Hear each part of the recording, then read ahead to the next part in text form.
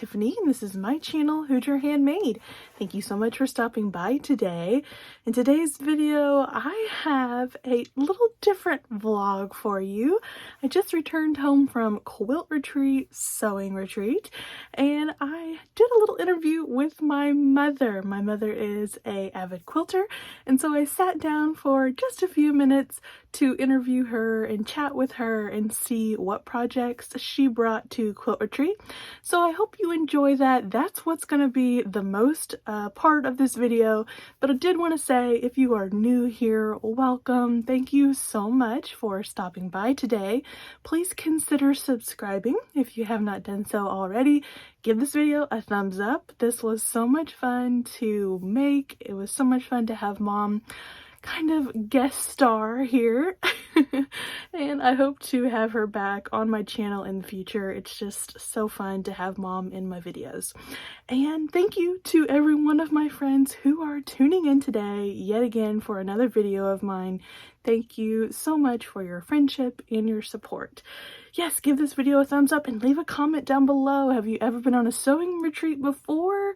Is that something that you think would be fun? It was so much fun. I'm in the midst of chaos now. I'm back from quilt retreat and I need to get everything back in its little spot. And I just wanted to share this little interview with Mom. So that's what we will see next. Hello everyone, this is Tiffany from Hoodie Handmade, and I have a very special guest with me today, my beautiful mother. Say hi, Mom. Hello everyone. I'm gonna call her Mom, but her name is actually Sandy, and she has kindly agreed to sit down and do a little chat with me today. We are live on location. We are actually here at our quilt retreat right now. Sewing retreat, I guess, for me. Yeah. Because I'm not quilting very much. So you might hear some ladies in the background laughing, having a good time, but we'll just roll with it. So what I wanted to do today was just chat with my mom for a little bit and get a little bit of background on her sewing journey and how she started and what she loves about sewing, and maybe see some beautiful projects that we've got sitting right in front of us. Okay, so we're gonna start in with the questions. So Mother, how and when did you start sewing? Well, I attempted to sew when you girls were little in making dresses like you're doing now, like my mom, your grandma did, and that frustrated me. I couldn't do it. So probably wasn't until year 2000 when your grandma died that I kind of got the itch to do some quilting. And then also meeting up with my friends. So you didn't know about quilting until you met Pat? No, right? not really. Grandma had quilted a little bit. She had made me one quilt, but it really never gave me the fever until I started working with a group of women who were quilters. So that took me down this long, expensive road. Okay, so that was when? 2000? About 2000, probably 2000. So when did these quilt retreats start? The quilt retreats started in about 2004. And it was all of us women, 4 of us women that all worked in the same building. And we took off and drove to Lafayette, Indiana at a quilt retreat for the weekend. I think we went on a Friday and came on a Sunday, and we soon realized that wasn't long enough. So because you guys were working. Were you all working? We were all working at the time. Yeah, I'm the only one working at the moment. The rest of them are all retired. Well, except for Tiffany. Okay. So you guys went to Lafayette, Indiana, and then it became a yearly thing? It became I think we started doing it about 2 or 3 times a year. So it escalated quickly. It did. It did. It was fun. We did some shopping. We always had a retreat near a quilt shop. So we always went and bought new fabric that we didn't need. So when did I join? I joined, it was summer of 2014, right? And I came on quilt retreat because I wanted to get away and relax. And we sucked her in. And I started sewing on what machine of yours? That was the old featherweight machine. What year is your featherweight? I think it's a 1952, maybe. So I started sewing on a featherweight machine, and I quickly decided it wasn't for me. That little machine wasn't for me. So what is your favorite part of quilting? Oh, buying the fabric. Okay, I just want to pause and say I get it honestly. That yardage in my sewing room is honestly gotten because I get it from my mother. So buying the fabric and buying the fabric. And so I don't really particularly like the cutting part, but I do like the piecing part. That's fun. Because you're very analytical, aren't you? With all your pieces, that you need them precise. They need to be pretty spot on. Yeah. Mom's the best in the group with being precise. Probably not. But. So buying the fabric, designing the quilt, putting your pieces together, your colors together, and then finding your pattern. Yeah, what I tend to do most of is buying the whole line of fabric. So I'm not real good at choosing, fabric from a whole bunch of different lines. I like the same line. Like if it's Moda, made by a certain person, I like that whole line. Which comes first, the pattern or the fabric? Probably the fabric for the most part. The fabric inspires you to go find a pattern for it. Yeah. How do you know if you have enough though? Well, you don't. That's probably why I have worlds of fabric that's leftovers. Sometimes we can make scrap quilts out of. You can always make scrap quilts out of. And then you have to hunt maybe sometimes for the pieces of fabric that you need when it takes you a few years to get to the project. Well, and one of our quilters is she considers that a challenge. So she likes to sit and hunt for the fabric that we're all looking for. So she's pretty successful at that. Okay, so what project have you brought to Quilt Retreat? Well, the main one that I brought was for a new grandson. We got a new grandson in February, and I make all of my new grandchildren a quilt, and his isn't done yet. So it's okay, he's fresh. He's still new. So this is the pattern. Okay, let me hold that up for you. And that one's actually for the fabric line of Effie's Woods. And I've got that fabric line, but this is a little boy. It's James Oliver Clark. And so his mommy chose, our daughter-in-law, she chose Pooh Bear. So we have made this into a Pooh Bear. It looks so pretty on this camera. Fabric is Disney Pooh Bear. And the solids are all grunges, the grunge fabrics. And then the tree line is actually Adventure by Elizabeth Hartman. And that's one of the fabrics that I had trouble finding. And my friend Pat went on a search and found it. And I have some, so it's not quite done yet because I don't have all of it in the mail yet. Did you piece all this? I pieced all of this. Well, no, I had these blocks already done, but I did all the hearts. I had the trees done too, actually. But you've put it together. Put it together. Together. Are you adding a border or anything, Mom? Yes, I think so. It's a work in process.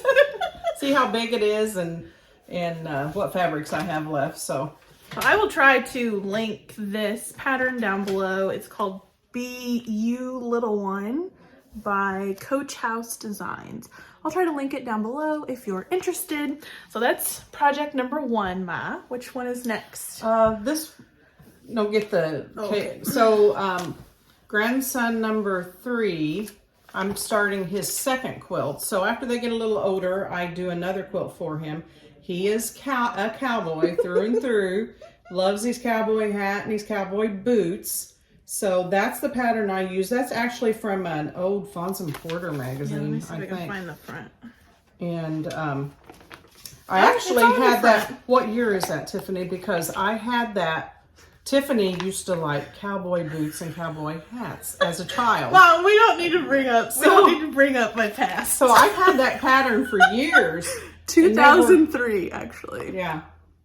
Fons and Porter, Love of Quilting, March, April 2003. This thing cost $4.95. Wow. Times have changed. Okay. So this has been a fun quilt. Because it's cowboy hats, cactus, and cowboy boots. Oh my goodness. And so a lot of different fabrics in here that I've just been collecting over the years. Started out for Tiffany, collecting cowboy material. Not much of a cowgirl anymore, Mom. So the border for this one is going to be Oh. If you reach that border over there. You already got this put together. So one of our quilting friends is very mathematical, and the hat design here, I wanted a small hat to put at the top of the border, and so she reduced your size. Yeah, reduced that, and so I'm going to try to do. This is going to hopefully look like a rope that you would, you know, rope a cow with. So cute. So that's for Kate William. And you've had this quilt top done, but you're doing the border now, right? Yeah, I've had that quilt top done for a year. It's for Kate. Another work in progress. I don't know if I can. I mean, this is an old magazine, you guys, so it's not like I can link that down below. But cute pattern. If you ever decide to look that one up, it's a super cute little. It does have some paper piecing in the boots. The boots heel is paper piecing. And you did the paper piecing? I did the paper piecing. Yeah. Impressive. Okay, next project. All right, this I have had this fabric for years, and I wanted to always make a log cabin quilt. Is it in here, Mom? Sun washed prints. It's by Lynette Jensen. Oh, yeah. That's how old this is.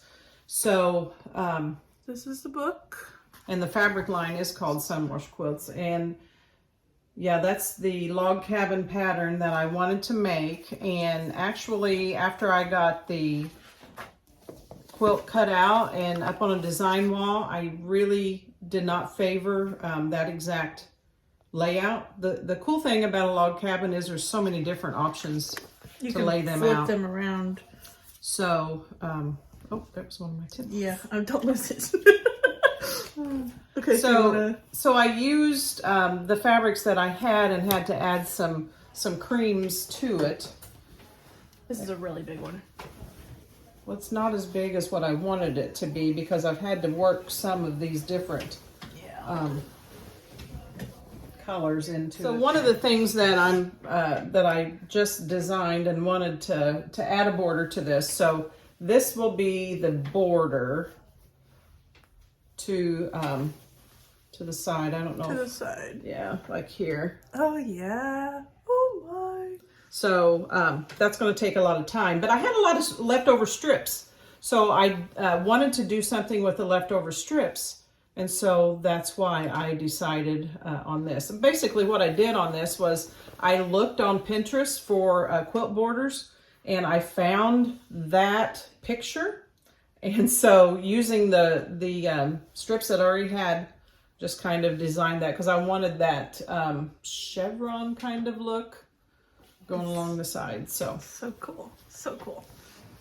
She's that good, you guys. She can look at a picture. Not always. She's good. She's good. So do you want to show them the ruler? Oh yeah. So I started this quilt by just cutting it the old way, just going strips and then sewing down the strips like the book said. I soon found out that that was making some pretty inconsistent seam allowances. So I found this Marty Mitchell. It's going to be really hard to see, but it's a ruler specifically for log cabins, and that is a game changer, a whole game changer. So if you're making a log cabin quilt, I would never make another one without that template. It's so cool. Like there's two sides to it. So this is for one size strip, and then this is for another size strip, but each of the pieces are marked on here that you cut specific to that. So makes it much easier. To use this for the block. It's not necessarily for the border because you already have that stuff cut up. Yeah. Okay. Yeah, it's for the blocks.